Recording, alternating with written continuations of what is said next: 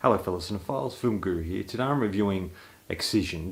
Came out in 2012, was directed by Richard Bates Jr. and stars Anna Lynn McCord. The film really follows Pauline, played by Anna Lynn McCord. She is a frumpy social leper at home and at high school. To survive the taunts of her peers, she escapes into a bizarre psychosexual fantasy world where her medical aspirations warp into mayhem, involving tongues, abortions and bloody backyard surgeries. In a bizarre way, it's sort of a coming-of-age story with a twist and a bit dark.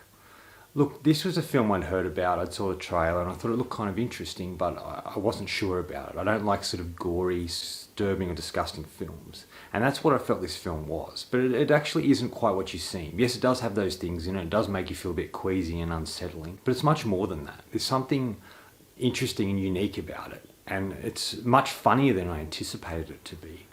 Anna Lynn McCord plays such an interesting character that's very damaged, but there's kind of a bizarre beauty to her that I kind of like. It's definitely not a film for everyone. It's not a film everyone would enjoy. But if you like something a bit different, if you like your horror a bit dark and twisted, and taking something that's done many times and adding something unique and different to it, this is definitely a film for you. I've never really heard of Richard Bates Jr. to tell you the truth, so this was my first foray into him as a filmmaker. And I think he's crafted a solid film. It's different and dark. Is it the best film ever made? Is it the best horror film ever made? No, it's not. But it's something different and unique. It's refreshing and it makes you feel things you don't expect. And I kind of like that about it. It really captures that antisocial sort of character. That character doesn't feel they fit in at school. They feel they're a little smarter than the people they're around. And there's things they don't think they need in order to achieve what they want. And she's definitely an example of that. But she's a very driven and confident character in many ways. When she wants something, she goes after it. When she wants to lose her virginity, she goes after this particular guy and she accomplishes that. And then she wants to be a surgeon, she works towards that, and I kind of like that aspect to it. And yes, it does go off the rails and there's a lot of twists and turns in the film, and it is kind of disturbing and overwhelming with the things that transpire. Especially the ending, I didn't quite expect it to go that way. And it sort of just ends in a way that's sort of very surprising, but you're sort of left wondering exactly what the film was trying to say. Like, her life is sort of mundane. She doesn't really get along with her mother, played by Tracy Lords. She has a sister who's quite unwell and has trouble with her lungs. And there's a lot of stuff that she struggles with throughout the film. It's much like her high school. She doesn't feel like she fits at home either. And she sort of feels the odd one out, but she feels like she's trying to find a way through it. It feels like a coming-of-age story in that she sort of starts in a place and doesn't quite know who she is or what she wants. And as the film goes along, she starts to realise what's important to her and starts to pursue that. But it has dark and twisted consequences, the choices that she makes in the film. And it's sort of like, becoming a woman, I guess, losing the virginity, all that sort of stuff that comes with it.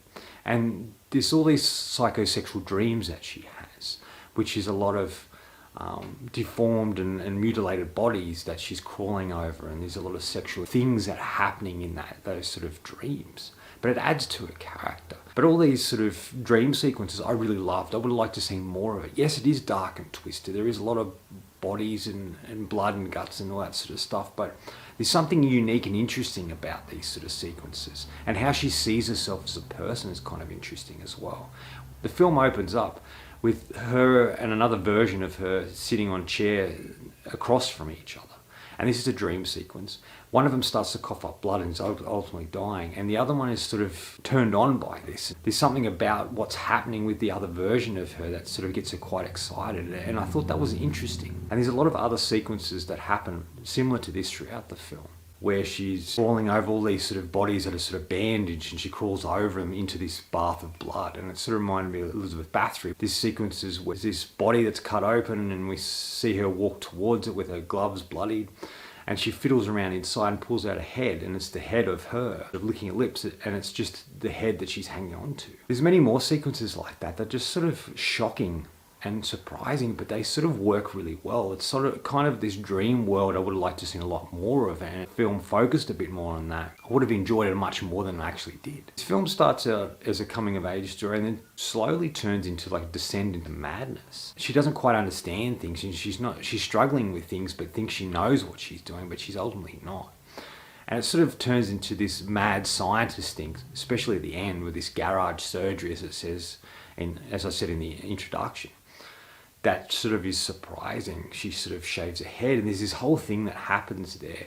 And it sort of felt like she was trying to cut something out of herself, like she was trying to free herself of something and be the person she thinks she wants to be or should be.